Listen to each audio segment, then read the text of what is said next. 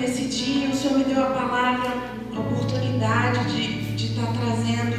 E eu achei engraçado porque quando a Angélica começou a desclamar todo o processo dela e eu ali chorando, também porque me sinto participante desse processo, mas também porque eu vi cada trecho daquilo que eu vou trazer de uma forma, exatamente conforme que ela contou no testemunho. E quando ela cantou o louvor, eu vejo que o nosso Deus, através do Espírito Santo, é um só. E através do que a irmã escolheu como tema, ele escolheu cada um que está aqui nesse lugar. E a palavra que vai ser entoada aqui hoje, na realidade, é para o encontro de coração de cada um. Deus escolheu especificamente para atender as nossas necessidades. Amém?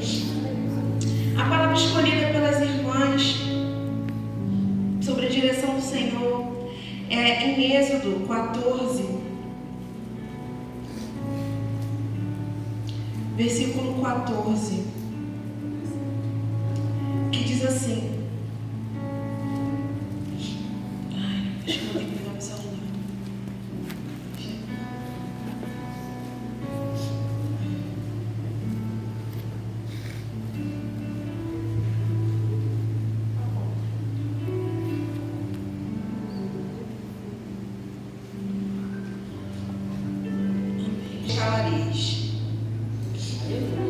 Senhor, meu Deus e Pai, eu clamo a Ti nessa manhã, Senhor Jesus.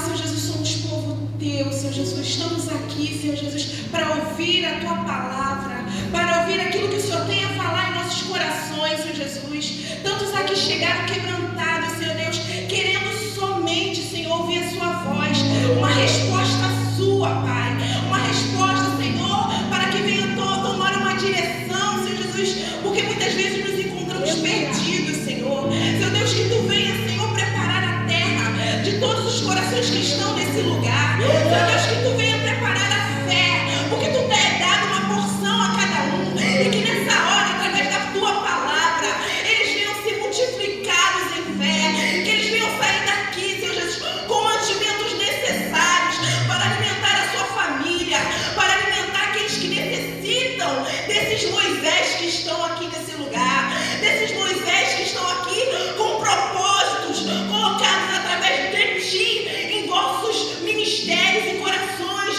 para que sejam alcançados outros, em nome de Jesus. É assim que eu te peço, já te agradecendo por tudo, já sentimos a Tua presença, já sentimos, Senhor, que o Senhor está nesse lugar, e onde o Senhor está, Senhor Jesus, há milagres, onde o Senhor está, Senhor Deus, Senhor, já há movimento, Senhor, Senhor Jesus, onde está a cura, a restituição. Então, em nome de Jesus, que nós venhamos sair daqui com aquilo que é de direito nosso, em nome de Jesus, amém, Deus. Aleluia, aleluia, glória a Deus. Essa passagem que a gente vai falar sobre esse pequeno, mas ela começa muito antes, né? Na realidade, essa é uma passagem muito rica, que o povo judeu, ele se utiliza de tudo aquela orientação que foi dada desde a época que o povo foi liberto do Egito, é o que eles ainda proclamam até hoje. Então, a passagem que eu estudando, eu chorei várias vezes, porque é cativante você ver como Deus abriu o mar vermelho e passou aquele povo, mas o propósito de Deus começou quando o povo nem sabia que Deus já observava. A gente sabe que o povo de Deus fez uma promessa a Abraão, que o povo de Deus que Abraão seria o pai das nações, e que seriam muitos filhos. Então Deus já tinha um propósito, que o povo de Deus se multiplicasse, né? Que fosse grandioso, que fosse um povo numeroso. E a gente sabe que José entrou no Egito, e que através de José foram auxiliados todos os seus parentes e também os que vieram com ele. Entraram ali no Egito 70 pessoas, né? A gente pode ver lá no Êxodo 1.5, para quem puder, não vou abrir para a gente não se estender, que diz que chegaram ali 70, né, israelitas, e o povo foi se tornando muito numeroso. Não só numeroso, não foi isso que chamou a atenção, mas o povo foi se tornando também rico, próspero,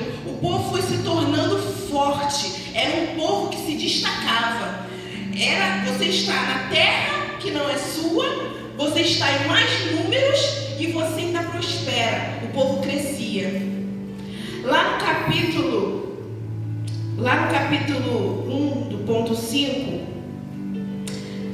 no Êxodo 6, diz que faleceu José e toda aquela geração. Quando faleceu José, o novo reinado, ninguém conhecia o que José fez. Ninguém sabia quem era José, que tinha revelado o sonho, aquilo tudo foi embora. Eu deixei de destaque isso porque eu queria falar sobre uma coisa que a Gisele hoje fez aqui.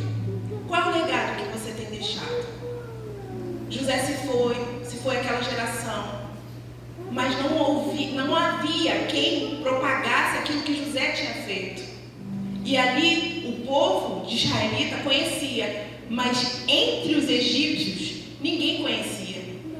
Daí surgiu uma coisa que acontece lá no capítulo 8, que diz que o povo começou a invejar o povo de Israel. Por que eu digo invejar? Porque foi o povo que começou a falar aos chefes egípcios que eles temiam, porque o povo era numeroso, que eles poderiam chegar e se ajuntar com qualquer inimigo e que na guerra poderiam os vencer, mesmo sabendo que eles estavam ali. Então dali começou toda a aflição de Israel. Primeiro colocaram impostos para que eles pudessem chegar e ter menos financeiramente do que os egípcios. Muitas vezes é assim que acontece na nossa vida, né, irmãos? Enquanto a gente está pobre, a gente está tranquilinha ali no nosso canto, está passando perrengue, ninguém nos vê. Mas quando a gente começa a prosperar, começa a se destacar, aparecem pessoas que acabam invejando e começam a criar coisas em sua mente a propósito de nos afligir, né? Até hoje é assim, né? Na realidade isso aqui aconteceu com Israel, mas se você ver, não tinha o propósito de tudo aquilo ali. Foi uma intenção que veio no coração do povo e que aquele reinado, né, aquele faraó, por não conhecer a história de José e daquele povo, aceitou em seu coração. E assim também, como a Angélica mesmo disse, a gente tem que buscar conhecer a história das pessoas antes de julgar ou antes até de querer o que for delas. Porque, como foi aqui, na realidade, era a falta de conhecimento que fez com que isso tudo ocorresse. Muitas vezes a gente fala assim, nossa, fulano está fazendo isso, isso e aquilo, mas você não sabe a luta que ele passou para poder alcançar aquilo, né? No caso, os egípcios não conheciam que aquele Deus de Israel era o responsável para aquele povo ser tão numeroso, ser tão forte, porque era uma promessa estabelecida na vida de Israel. E não era a terra que fazia as coisas, e sim o povo. Assim também não é hoje. Não é onde você está estabelecido, mas é a promessa que Deus estabeleceu sobre a sua vida, sobre a sua geração. Amém? E assim começou, né? Através dessas perrengas. Eu não vou ler porque acho que não vai dar, acho que não é de Deus. E aí começou. E vieram parteiras, eles tentaram que as parteiras fossem lá quando fossem geradas as crianças e as parteiras pudessem matar essas crianças. Mas por um ato de fidelidade e por temor ao Deus desses israelitas, elas não o fizeram. E mesmo sendo egípcias. E o que Deus fez naquelas parteiras foi dar em casas e prosperidade daquelas parteiras. Moisés não tinha nascido até então, tá, irmãos? Deus prosperou as parteiras pelo temor que elas tinham em seu coração, por não matarem aquelas crianças. E foi falhado aquele projeto. O que Deus não faz por teu temor, é o que a Gisele falou aqui hoje. O que Deus não faz porque a mãe dela clama, porque a mãe dela tem temor. Deus prospera a vida de muitos quando a gente se coloca na postura de temer a esse Deus. Você pode, como eram aquelas parteiras, elas não eram israelitas. Porém, elas estavam cumprindo aquilo que deveriam cumprir. Deus, Ele vê propósitos. Ele vê quem cumpre. Não é a religião que vai te fazer com que você seja alguém, mas é você cumprir aquilo que Ele designa que você cumpra. A gente vive na lei da semeadura. Isso quer dizer que não adianta eu ser evangélico.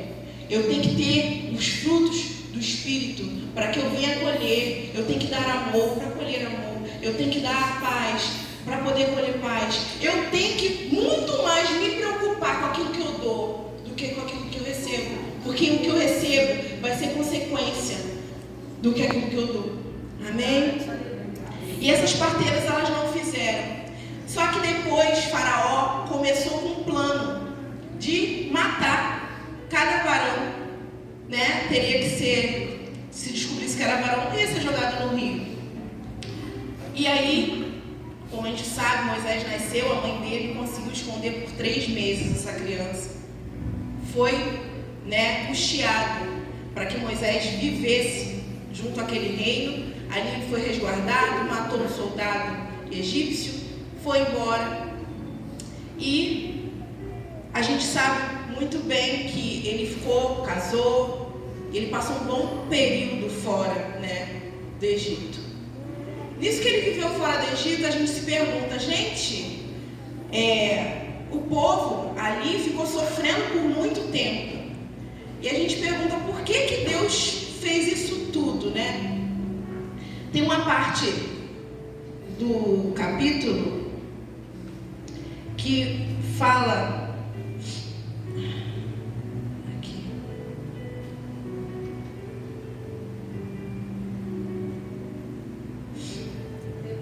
Aleluia, Jesus. Que o povo clamou. Lá em Êxodo 23, Êxodo 2, 23 e 24, diz que o povo clamou ao Senhor.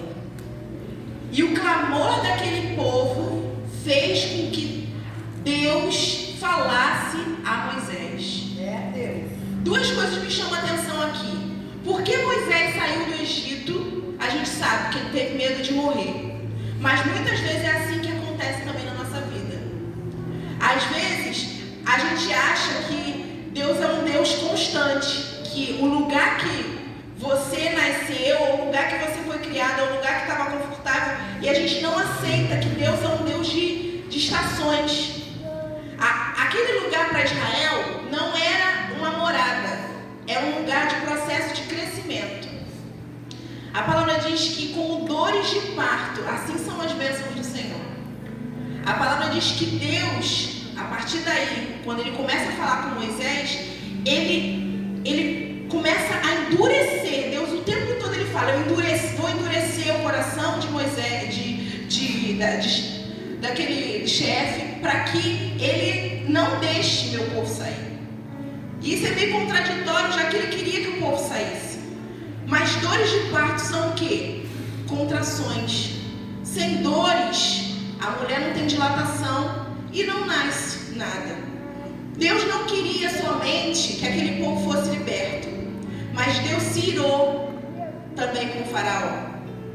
Porque a partir do que Deus fala com Moisés, ele fala que ele endureceu a cerviz de faraó. Mas antes, quando todas as vezes faraó matou os meninos, quando o faraó perseguiu o povo, cobrou tributos, ele fez pelo seu próprio intento.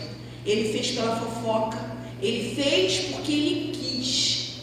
Deus não endureceu o coração para que as decisões de faraó fossem tomadas. Mas a partir do momento que Deus chegou e ouviu as orações daquele povo que clamava aflito, ali Deus começou a endurecer o coração. Porque se Deus amolecesse e deixasse o coração de faraó, talvez com a primeira praga, o povo já teria talvez liberado a carga. Não, vamos fazer o seguinte, começa a pagar um salário para vocês, vocês fiquem aqui. Porque às vezes é isso que acontece, né, irmãos? Às vezes dá um jeitinho, a gente acha que melhorou, mas o propósito de Deus é muito maior. O propósito de Deus era dar uma terra. Aleluia. Quando Deus falou para Moisés, ele já colocou o propósito. Eu tenho visto a aflição do meu povo, eu darei a eles uma terra maior, que há frutos, uma terra melhor. Quando Deus manda provisão, Ele não quer mais, já cansou do que está acontecendo na sua vida. Na realidade, Ele já tem um propósito melhor e maior para você. Ele já tem um propósito do novo para você. Já se esgotou nele, Ele já deu todas as possibilidades que Ele tinha dado para Faraó. E ali, a gente fica pensando por que Moisés saiu da terra. Muitas vezes, a gente pensa, porque ele matou? Não. Moisés, ele foi criado pelos egípcios, e ele era israelita. Porém, ele não sofreu a influência nem do desespero e aflição de ser vítima, como os israelitas estavam como escravos, nem a soberba de ser como qualquer governante daquela época. Ele estava vivendo uma outra vida. Muitas vezes Deus manda você sair para uma terra diferente, para uma terra estranha, para te preparar, muitas vezes até para voltar, para resgatar os que ficaram. E às vezes você não entende, você fica assim, Senhor, por que eu tenho que voltar? Porque agora você já foi limpo, porque agora você já consegue enxergar sem a influência de vitimismo nem de arrogância. A gente não tem muito como entender os propósitos de Deus quando a gente está no presente. Normalmente só quando a gente olha para trás a gente agora eu entendo tudo. É sempre assim. E Moisés, ele foi, a gente sabe da sarça, ele foi, e ali o povo precisava simplesmente ver os sinais para que pudessem voltar a acreditar numa liberação. E a gente sabe que ali Deus já tinha falado para Moisés que da mesma forma, a ira de Deus era tão grande, que da mesma forma como o faraó tirou os filhos dos israelitas,